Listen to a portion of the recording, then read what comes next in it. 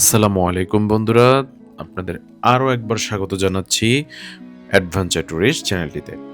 আজকে আপনারা দেখতেই পাচ্ছেন আমরা কিন্তু এসেছি হচ্ছে সোনারগাঁ জাদুঘরে, এবং এখানে ডান পাশে যে বিল্ডিংটি এটি কিন্তু সোনারগাঁ জাদুঘরের একটি বিল্ডিং, যাকে বড় সর্দার বাড়ি বলা হয়। আর এদিকে এটি শিল্পাচার্য জয়নুল আবেদিনের সেই গরুর একটি স্ট্যাচু করা আছে এখানে।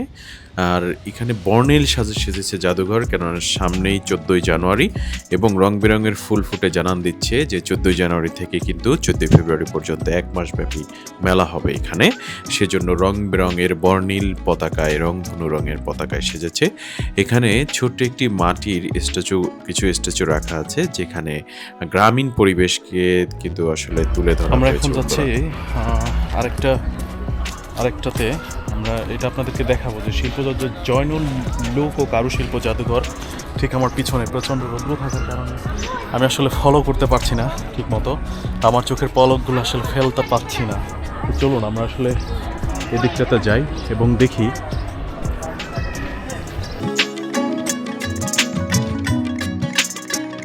আমার ডান পাশে কি ছোট্ট একটা গেট রয়েছে, এবং গেটটা কিন্তু সম্পূর্ণ গেটটা কিন্তু বাঁশ ছনের তৈরি।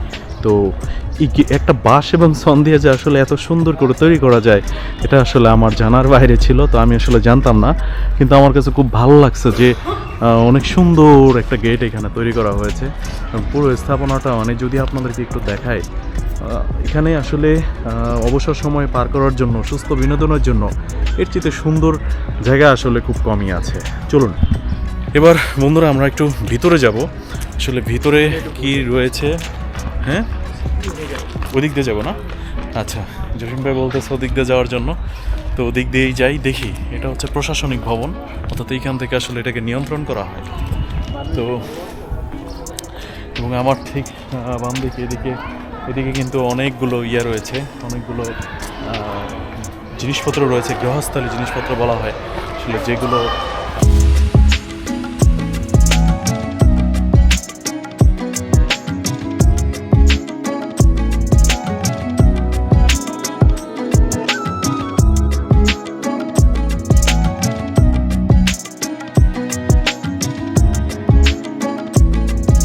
বন্ধুরা, এটা হচ্ছে কাঠের সিন্দুক।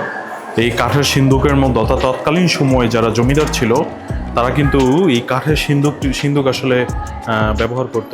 এবং এখানে তার কিছু ক্ষুদ্রাংশ কিন্তু এখানে আসলে রাখা আছে, এই যে। এবং এখানে আরও অনেক ধরনের আসলে কারুশিল্প এখানে কিন্তু রাখা আছে, অর্থাৎ কারুকাজ, তৎকালীন সময়ে কারুকাজগুলো এখানে রাখা আছে। একটা বাঘ এবং একটা হরিণ।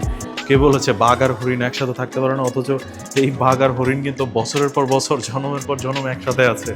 অথচ মনের মিল থাকলে এরকমটা হয়। এখানে একটা পানসি নৌকা আছে, আমরা একটু কাছ থেকে দেখাই। এটা হচ্ছে পানসি নৌকা, অর্থাৎ ময়ূরপঙ্খী নাও যেটাকে বলা হয়। তো সেই ময়ূরপঙ্খী নাওটা কিন্তু এখানে রাখা আছে, অর্থাৎ তৎকালীন সময় যারা জমিদার ছিল তারা কিন্তু এই ময়ূরপঙ্খী নাওর চড়ে, অর্থাৎ এটাকে চড়ে তারা এক জায়গা থেকে আরেক জায়গায় নৌপথে ভ্রমণ করতো। এবং এদিকে আরও সুন্দর সুন্দর কিছু কারুকাজ করা ফ্রেম বন্দি কিছু জিনিস রাখা আছে, অর্থাৎ তৎকালীন সময়ে ক্যামেরা না থাকলেও তারা যে স্মৃতি ধরে রাখার জন্য কিছু কাজ করতো, এবং সেই কাজগুলো তারা এভাবে ফুটিয়ে তুলতো। তার কিন্তু একেবারেই মানে একটা ভালো একটা সুপরিসর একটা ফ্রেম তারা এখানে তৈরি করে রেখেছে। চলুন আমরা আরেকটু সামনে যাই এবং দেখি সেখানে কি আছে।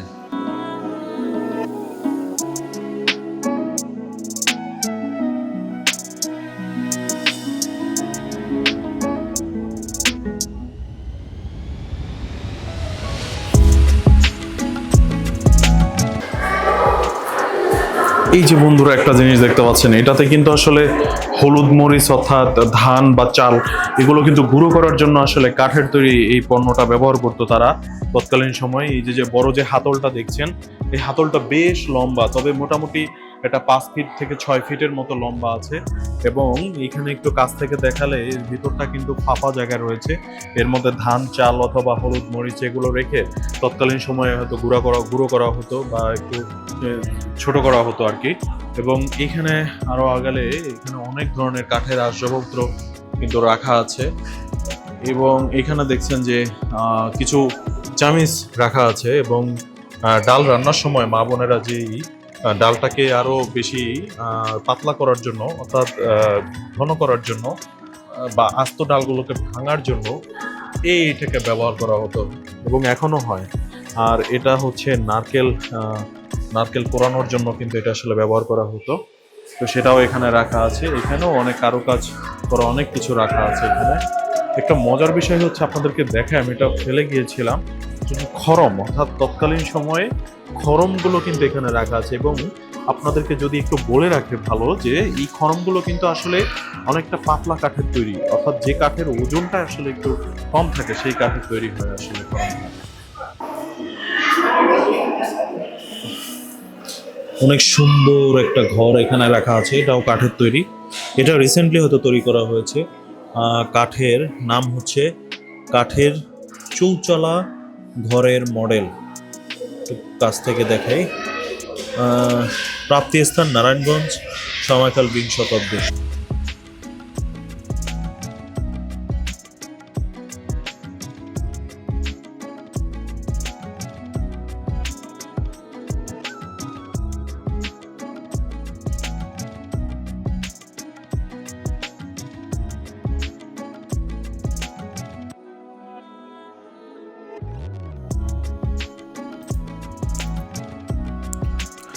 হরেক রকম বাহারি প্রাচীনকালের অর্থাৎ আরও আগের দিনে যেসব মানুষ যে ধরনের মাটির পাত্র ব্যবহার করতো সেগুলো এখানে রাখা আছে। রয়েছে কাতান শাড়ি, রয়েছে টাঙ্গাইলের শাড়ি এবং এখানে রয়েছে কিছু মাটির পুতুল, যেগুলো সাধারণত আমরা মেলায় দেখতে পাই। এখানে রয়েছে হিন্দুদের মা মনসার যে একটা মূর্তি থাকে, সেই মূর্তিটা এখানে রাখা আছে এবং এখানে কিন্তু রয়েছে আরও কিছু মূর্তি, যেগুলো প্রাচীনকালের পরিবেশ পরিস্থিতি নির্দেশ করে। এবং এখানে কিন্তু বন্ধুরা দেখুন, একটি ঘোড়ার পিঠে একটি মেয়ে পুতুল বসে আছে এবং এখানে একটা পুতুল, মানে প্রতিটা পুতুলকেই বিভিন্নভাবেই আসলে তারা এখানে উপস্থাপন করেছে। রয়েছে মাটির কিছু কলস, ঘটি বা যেটাই বলি না কেন, রয়েছে এটাকে বলা হয় বোধহয় হাতুন এবং মাটির পাইলা যেটাই বলে না কেন। এবং এখানে কিন্তু কিছু ঘোড়া, হাতি, এগুলো আসলে সাধারণত আমরা মেলায় দেখতে পাই, কিন্তু তারপরেও এখন যেহেতু সেই মেলাগুলো সচরাচর দৃষ্টিপাত হয় না আমাদের, তাই আমরা আসলে সেই মেলায় যেতে পারি না বা সেই মেলা সম্পর্কে জানতে পারি না। বাহারি রকমের নৌকা, অর্থাৎ বাংলাদেশের যত ধরনের নৌকা ছিল এবং এখন আছে, সমস্ত ধরনের নৌকা যেগুলো বিলুপ্তির পথে, সেগুলোর ছবি কিন্তু এখানে বন্ধুরা রাখা আছে। এবং খুবই দৃষ্টিনন্দনভাবে বাদ যায়নি কিন্তু সিবোর্ডটাও ছোট্ট করে এখানে দেওয়া আছে। সত্যি এটা আসলে এমন উদ্যোগ নেওয়াকে আমরা সাধুবাদ জানাই, কেননা এই জিনিসগুলা, এই ধরনের নৌকাগুলা কিন্তু সাধারণত বর্তমান জামানার যে জেনজি যারা এসেছে, তারা কিন্তু এই বিষয়ে আসলেই অবগত নয় এবং তারা জানেও না।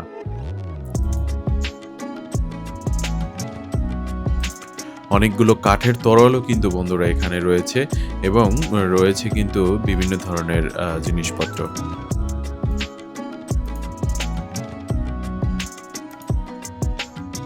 এখানে নকশি কাঁথার অনেকগুলো নকশি রাখা আছে, যদিও এগুলো আসলে নকশি কাঁথা না, কিন্তু নকশি কাঁথার যে স্ট্রাকচার, যে নকশি, সেটা কিন্তু আসলে এখানে রাখা আছে।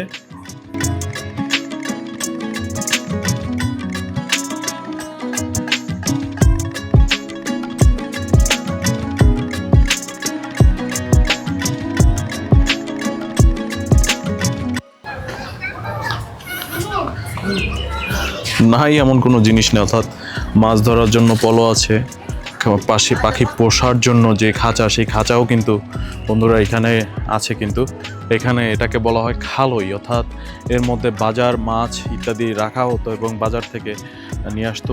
যে দেখতে পাচ্ছেন দুইটা গোল, ওগুলোকে আসলে ঠুসি বলা হয়। এর নিচে যেটা আছে এটাকে মাথলা বলা হয়। এটা মাথায় দিয়ে আসলে কৃষকরা কাজ করতো। এইখানে আরেকটা মাথলা আছে, এটাও কিন্তু আসলে কৃষকরা কাজ করার জন্য। কুলা চালন থেকে শুরু করে কিন্তু সব কিছু এখানে আছে।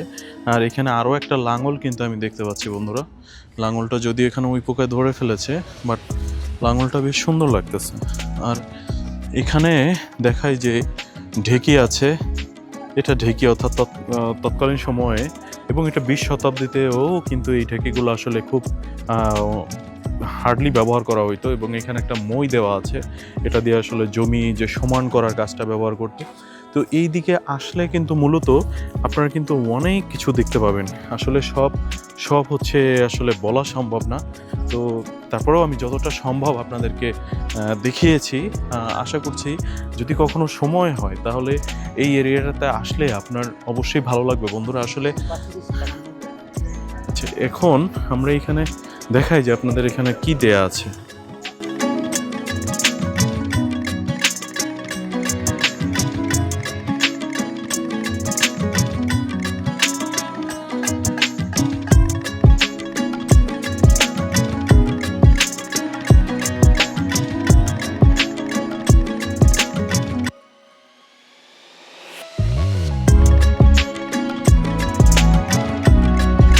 ছবিটা দেখলে যে কেউ বলবেন যে আপনারা সুন্দরবনের বাঘের দেখা পেয়ে গেছেন।